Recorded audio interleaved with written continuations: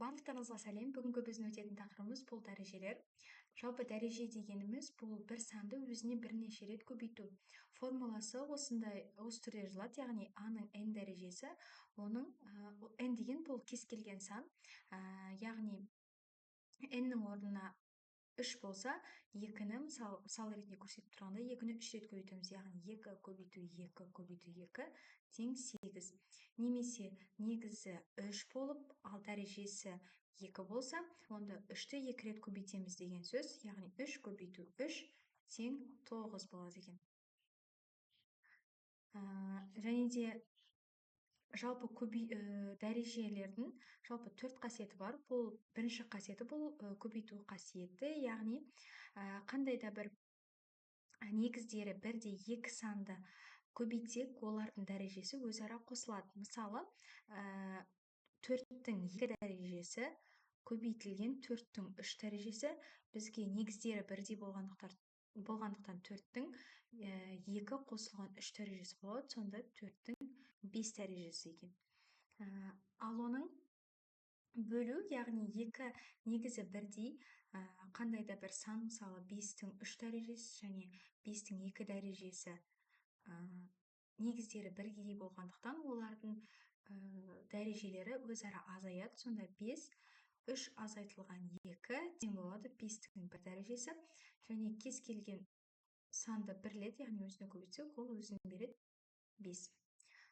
Және де дәрежеге шығару, яғни қандай да бір негізі 1 және оның дәрежесі бар, n дәрежесі, оған сырттай m дәрежеге шығарылатын болса, бұл 2 дәрежеміз өзара көбейеді екен. Мысалға, 6-ның 2 дәрежесі тағы да 4 дәрежелейтін болсақ, сонда 6-ның 8 дәрежесі болады екен. Теріс және нөлдік. Жалпы егерде бізде дәрежеміз теріс сан болатын болса, ол бізде a минус n тең болады 1 бөлінген a-ның n дәрежесі. Мысалға, 3-тің минус 2 дәрежесі деп алатын болсақ, 1 бөлінген 3-тің 2 дәрежесі деп жазамыз. Және кез келген санның 0 дәрежесі ол 1-ге тең, және a, яғни негізі бізде ешқашан 0-ге тең емес деген шартты орындауымыз керек екен. Бұл яғни бізде негіздері бірдей болса, олардың өзара көбейген кезде қосылады. Ал егерде олардың негіздері a көбейтілген n, a-ның n дәрежесі көбейтілген b-ның m дәрежесі болса, бұл жерде біз оларды ешқалай ab n қосылған m деп жазылмайды екенбіз. Бұл дұрыс емес. Тек қана біз егерде a-ның n дәрежесі көбейтілген b-ның m дәрежесі деген болса, n дәрежесі деген болса, яғни дәрежелері бірдей болса, оларды ab-ның n дәрежесі деп жаза алады екенбіз. Ал ендеше есептер шығарып көрейік. Бірінші, бұл бізде 2-ның 10 дәрежесі көбейтілген 2-ның 12 дәрежесі. Бұл жерде 2 дәрежені қосамыз. Яғни 2-ның 10 дәрежесі қосылған 12 дәрежесі бізде 2-ның 22 дәрежесін береді, және бөлу 2-ның 21 дәрежесі. Бұл жерде бізде дәрежелерді азайтамыз. 22-ден 21-ді азайтқан кезде 2-ның 1 дәрежесі қалады екен. Бұл бізде 2 шығады. Яғни дұрыс жауабы Б. Екінші есепте біз ең бірінші қосамыз. 35 қосу 19 бізде a-ның 4, бір ойда 54 дәрежесін берсе, бөлеміз. Бұл жерде бізде көбейту 2a-ның 52 қосу 2, 54. Бұл жерде азайып a-ның 0 дәрежесін береді. Қандай да санның 0 дәрежесі бұл бізге 1-ді береді екен. Сол да жауабы С болады. Бұл жерде біз өрнектерін x-тің 10 дәрежесі көбейтілген y-тің 8 дәрежесі бөлінген x-тің 9 дәрежесі көбейтілген y-тің 6 дәрежесі өрнегін ықшамдап x2, y3 болғандағы мәнін табуымыз керек. Яғни бізде мына жерде 10-нан 9-да азайтамыз, x-тің өзі қалады, көбейтілген y8 дәрежеліден y6 дәрежені азайтсақ, y2 дәрежелі қалады. егер де x пен y-дің орнына қоятын болсақ, 2 көбейтілген 3-тің квадраты 2 көбейтілген 9 тең 18. Д жауабы. Бұл жерде 0,2 дегеніміз бұл 10-нан 2 көбейтілген минус 5-тің квадраты бізде 25-ті береді.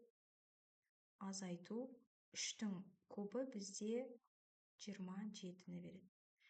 2 мен 10 қысқарады 5, 5 пен 25 қысқарып 5-ті берсе, 5 азайтылған 27 минус 22-ні береді. Соңғы есебіміз. Бұл жерде біз дәреженің ішінен дәреже болған кезде біз көбейтеміз. m-нің 15 дәрежесі көбейтілген n-нің 12 дәрежесі бөлінген m-нің 3 көбейтілген 4 12 дәреже көбейтілген n-нің 5 көбейтілген 2 ол 10 дәрежесі болады. Егерде 15-тен 12-ні азайтсақ, m-нің 3 дәрежесі көбейтілген n-нің 2 дәрежесі. Ол бізде С жауабы. Ал ендеше келесі мысалдарға назар аударайық. Бұл жерде бізге ықшамдауымыз керек. Яғни бізде үстінде 12n деп тұр. Мен жаңа сіздерге айтқандай, негіздері бірдей болса, олардың дәрежелерінің егерде екі көбейтінді негіздері бірдей болса, олардың дәрежелерін өзара қосуға болады. Бірақ біз мына жерде көріп тұрмыз, 2 және 3 негізі болып тұр. Сол үшін біз оларды ешқалай қоса алмаймыз. Сол себепті бізге былай жазуға болады. Мына жерде азайту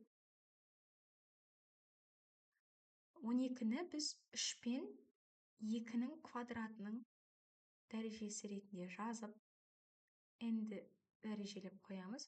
Бұл жерде 2n дегеніміз 2-нің 2n бөлінген 2 көбейтілген 3n көбейту 3-ті береді. Сонда үсті бізде бұл n дәрежесі 3-ке де және 2-нің 2 дәрежесіне де тиісті болғаннан кейін, оны біз былай жазсақ болады.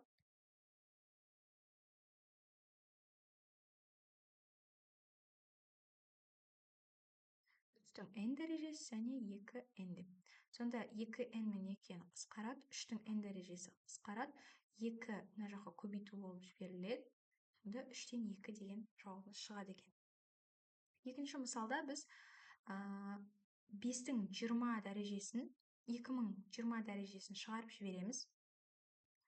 5-тің 2020 дәрежесін шығарып жіберсек, жақшаның үстінде 1 қосылған 5-тің 1 дәрежесі, қосылған 5-тің 2 дәрежесі қалып, осында 31.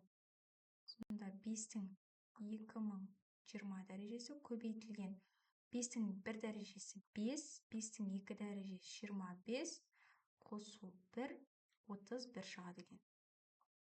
Бөлінген 31, 31-лер қысқарып, 5-тің 2020 дәрежесі шығады екен. Енді үшінші есепке назар аударсақ, бұл жерде бізде x минус 4 өрнегінің дәрежесі x минус 5, оның дәрежесі x минус 6, оның дәрежесі x плюс 6 деп кете береді екен. Енді бізде x-іміз 7-ге тең деген беріліп тұр. Соны орнына қойып шығатын болсақ, үшінші мысал. 7 азайту 4, 3, 7 азайту 5, 2, 7 азайту 1, 1, 7 қосу 6, 13, 7 қосу 5, 12. Бізде енді 13-тің 12 дәрежесі деген, ол 13-ті 12 рет көбейту, яғни өте көп, оны шығару мүмкін емес, мүмкін, бірақ өте ұзақ. Және оны біз қандай да бір осы санды, қандай да бір k санына тең деп айтайық.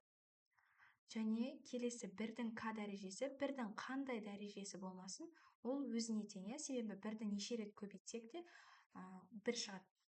Сол үшін бұл жерде 1 қалады, 2-нің 1 дәрежесі 2, сонда 3-тің 2 дәрежесі бізде 9-ды береді. Сонда үлкен осындай қиын есебіміз осылай оңай шығады екен. Төртінші есепте бізде а-ның b дәрежесі 343-ке тең, b-ның c дәрежесі 10-ға тең, а-ның c дәрежесі 7-ге тең, және бізге бұл жерде b-ның b дәрежесі қаншаға тең екенін біз тауып алуымыз керек. Енді біз білеміз, 7-ның 3 дәрежесі бұл бізде 343-ке тең. Яғни, бұл дегеніміз 7-ның бізде алтысымыз 7-ге тең ғой. Яғни ацының 3 дәрежесі тең 343-ке, ал 343 дегеніміз ол а-ның b дәрежесі. Сонда бізге былай жазуға болады: а-ның 3c дәрежесі тең а-ның b дәрежесіне. Бізде негіздері бірдей, тек қана дәрежелермен жұмыс істесек, 3c тең b-ға деп жазып, бұл жерде бізде c-мыз 3-тен 1 b, c-ның орнына b-ның c дәрежесіндегі c-ның орнына осы өрнегімізді апарып қоямыз. Сонда бізде b 3-тен 1 b тең 10. Бұл дегеніміз бізде b-ның b дәрежесі 3-тен 1 дәрежеге тең. 3-тен 1 дәрежелейміз, ол 10-ға тең. Бізге b-ның b дәрежесі керек, яғни осы өрнекті біз көптайтын болсақ, бізде b-ның b дәрежесі тең 1000-ға деген жауап шығады екен. Осылайша біз бүтін көрсеткіштік дәрежелерді қалай шығару керек екенін, егер де олар бір-бірімен көбейіп тұрса, олардың дәрежелерін қосу керектігін, және де қандай да санның 0 дәрежесі ол бізге 1-ге тең екендігін, және де олардың қасиеттерін үйренген болатынбыз. Сіздерге барлық есептер түсінікті болды деген ойдамын. Егер де сұрақтарыңыз болса, комментарийға жаза кетсеңіздер болады. Назарларыңызға рахмет, сау болыңыздар.